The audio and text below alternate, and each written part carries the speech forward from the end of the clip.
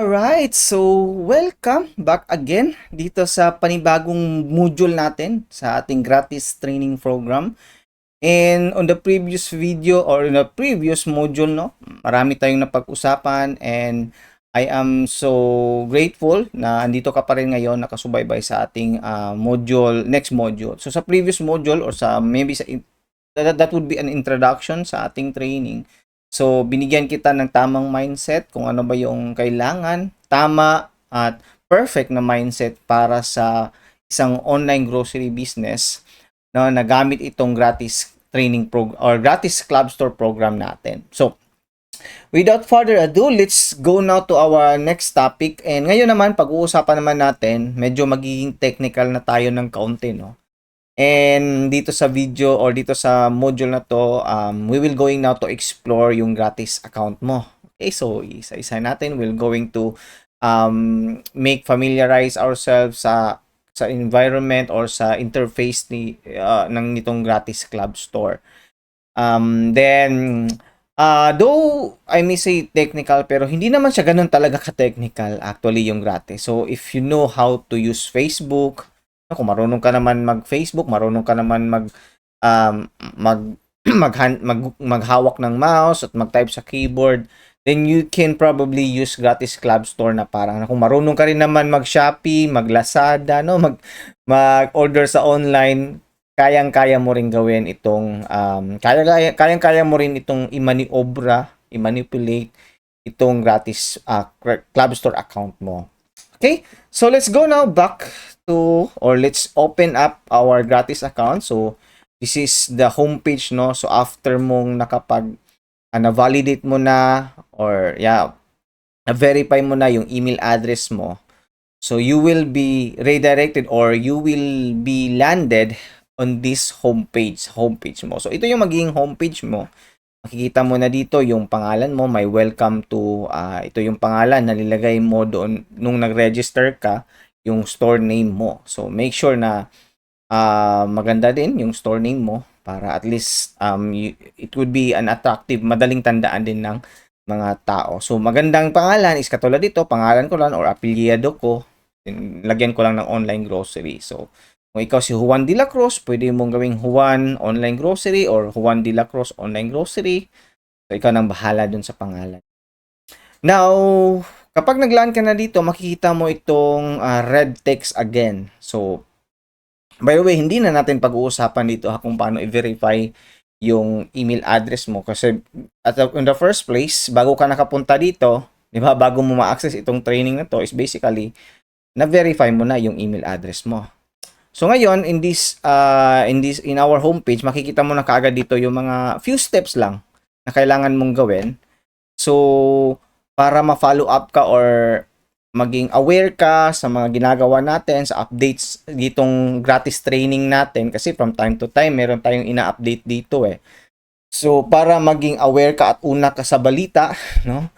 And to know more how to properly use itong gratis training, gratis program na, gratis club store platform natin, you can follow us on our Facebook fan page. Ito yung official fan page natin. Maybe ilalagay ko rin yung link ng tatlong ito dyan sa baba. So meron tayong Facebook, no? Ang pangalan ng Facebook account natin or Facebook fan page natin is One Online Grocery Rule. Okay, so tandaan mo yan ha, yan yung official fan page natin, One Online Grocery Rule. And then pwede mo rin akong i-connect kung may LinkedIn account ka, no? Ang pangalan ko lang sa LinkedIn is yung pangalan ko, Francis Clavano. But basically ang buong pangalan ko talaga is Francis John Clavano eh. So you can search Francis Clavano, Francis John Clavano.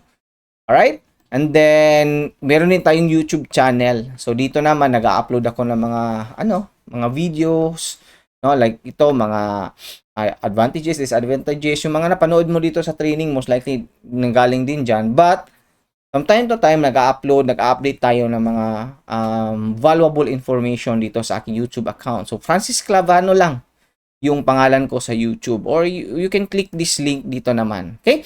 Kapag tapos mo na, naka-follow ka na sa Facebook, make sure na na-follow mo yung Facebook account natin. Nakakonect ka rin sa LinkedIn natin kung may LinkedIn ka man, and then naka-subscribe ka sa YouTube account natin, then you can then click this next step na button dito. Right? So, yes mo lang, para mapunta na tayo sa next step. Then ngayon, kapag natapos mo na yon, di ma-access mo na, no? Bibigyan ka na ng button para ma-access mo itong training na to. So basically, tapos na pala to. Tapos na pala tong na ginawa mo before ka napunta dito, no? But you can you can follow us still pa rin, and then connect, and then sa YouTube din. Then after mong maka-access dito sa training program, you can mark this as done. Alright? And then napupunta ka na kaagad dito sa training, which is yung pinapanood mo ngayon. Alright? Na ngayon, doon meron tayong gratis training program, no? Gusto ko rin i-inform ka na meron din tayong quick guide dito. So itong mga section dito, iisa-isahin natin tong i-discuss, no, on the coming na mga lessons dito sa module na to. But what I would like you to focus now is itong guide and training. So dalawa ito, meron tayong guide, quick guide. Kung gusto mong mabilisan, ayaw mo ng maraming daldal dito sa training, you can go to quick guide para mas madali mong ma-access or ma-set up yung website mo. And then, pwede din, nandito din yung link sa training, which is itong gratis training program. So, you can also click this here sa baba, nandyan yung link papunta sa quick guide. Din kung nasa quick guide ka naman, nandito yung link sa gratis training program. Okay, so, as of creating this video, kasi nga, kinikreate ko pa lang yung video na at this moment, so hindi pa naka-upload dito yung mga training topics natin. But, if you have access it now, siguro kumpleto na tong training topics natin dito. Okay? So, that's it muna. Then, let's proceed na sa next lesson natin. Sa next lesson naman natin, pupunuin na natin ng grocery products yung homepage mo. So, as you can see, bumalik ako sa homepage ko ngayon, wala pang mga products.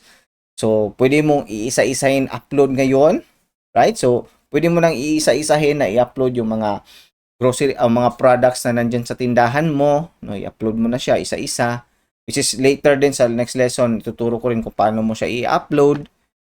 But we have also a default products na pwede mo nang pwede nang magkaroon yung products yung homepage mo dito ng isang click lang. Okay? So, paano yon malalaman mo sa next video. So, proceed ka ngayon sa next video.